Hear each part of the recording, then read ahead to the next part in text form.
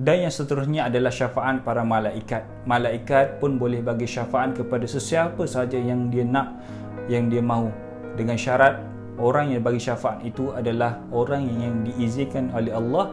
Lain makna kata mereka adalah orang yang beriman kepada Allah Subhanahu Wa Taala ataupun orang Islam sahaja. Orang yang tidak beriman, orang yang syirik kepada Allah tidak akan diberi syafaat oleh para malaikat, dan semua yang diizinkan untuk memberi syafaat tidak boleh bagi syafaat melainkan dia beriman kepada Allah.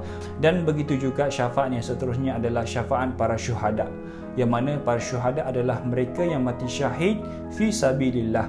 Mereka berperang dengan orang bukan beriman kepada Allah, semata-mata nak menegakkan agama Allah, nak menegakkan kerajaan Allah, nak mempertahankan tanah airnya, maka fi sabilillah, berperang kerana Allah Subhanahu Wa Taala, digelarkan syuhada.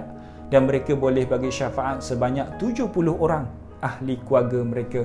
Itu kelebihan para syuhada. Ingat, kita akan bertemu dengan syuhada nanti suatu masa nanti, yang mana kita akan berperang dengan satu peperangan Malhamatul Kubra, peperangan yang paling besar. InsyaAllah cita-cita untuk mati syahid itu tidak ada masalah, boleh insyaAllah. Dan syafaat yang seterusnya lagi adalah syafaat orang yang soleh, yang mana orang yang soleh ni boleh bagi syafaat yang sangat luas, random bagi syafaat.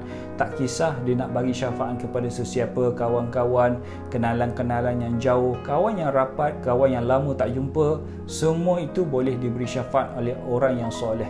Sebab itulah kata para ulama, dalam hidup kita selama 80 tahun, 70 tahun, carilah kawan yang baik, carilah kawan yang soleh, carilah kawan yang beriman kepada Allah, carilah kawan yang boleh bawa kita kepada Allah. Kerana satu masa nanti kawan itulah akan memberi syafaat kepada kita. Sebab itulah dalam satu hadis Nabi SAW, yang mana ketika itu adanya ahli neraka, adanya ahli syurga.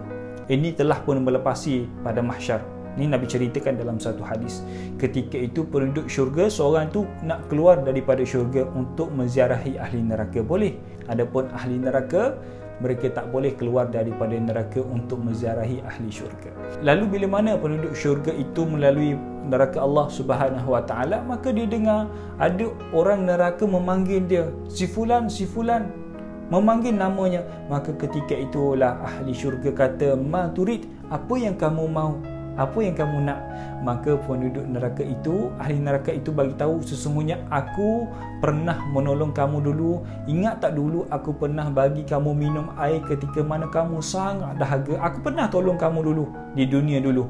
Maka ingat, semua perkara yang berlaku di dunia kita akan ingat di akhirat nanti.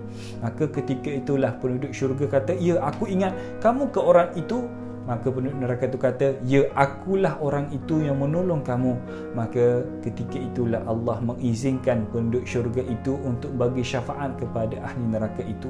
Maka tersyafaatlah dia, keluarlah dia daripada neraka Allah Subhanahu Wa Taala, asbab menolong orang. Walaupun sekali, tapi dia ingat, dia ungkit, nanti akan keluar daripada api neraka Allah Subhanahu Wa Taala. Begitu jugalah dengan kawan yang baik, yang mana dalam satu hadis Nabi yang lain, bila mana bertemu penduduk syurga, kawan-kawan dalam penduduk syurga bertemu, tapi bila mana berada dalam syurga, mereka mencari kawan mereka yang seorang lagi tak jumpa.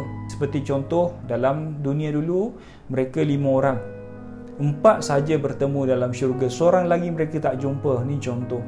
Maka 4 dalam kalangan mereka mencari, di manakah kawan kita? Aku pusing satu syurga tak jumpa dia.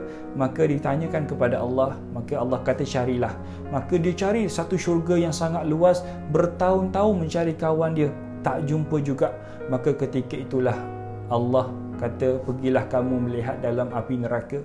Lalu bila mana 4 orang kawan tadi melihat dalam api neraka, mencari kawan dia dalam api neraka, dan ketika itulah dia melihat kawan dia yang seorang lagi tu tengah diseksa oleh Allah, tengah diazab api neraka Allah. Maka diminta kepada Allah, wahai Allah, kami nak gunakan syafaat kami untuk memberi syafaat kepada kawan kami.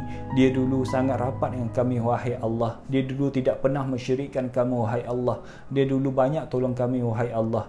Maka pada hari ini kami nak memberi syafaat kami kepada dia, wahai Allah. Dan ketika itulah Allah mengabulkan doa dan Allah memberi syafaat kepada orang itu. Maka keluarlah dia daripada api neraka Allah Subhanahu Wa Taala, masuk ke dalam syurga Allah Subhanahu Wa Taala. Itu di antara kisah macam mana syafaat yang teragung. Maka begitu jugalah dalam video sebelum ni, Nabi sujud kepada Allah untuk Allah mulakan pembicaraan. Maka Allah mulakan pembicaraan dan nama pertama yang dipanggil oleh Allah adalah nama Nabi Nuh alaihi salam. Akan disoal satu-satu. InsyaAllah kita akan sambung dalam siri yang seterusnya, episod yang ketiga insyaAllah pada mahsyar Allah Subhanahu Wa Taala. Assalamualaikum warahmatullahi wabarakatuh.